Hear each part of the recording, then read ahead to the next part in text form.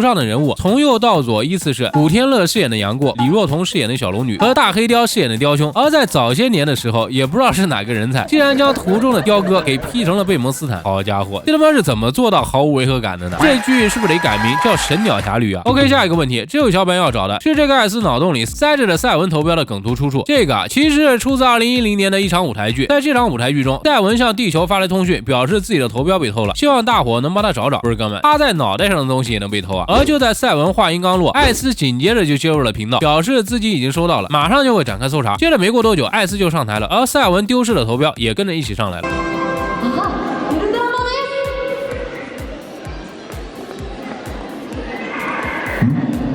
君は確かウルトラマンランド警備隊の協力してくれるのかい？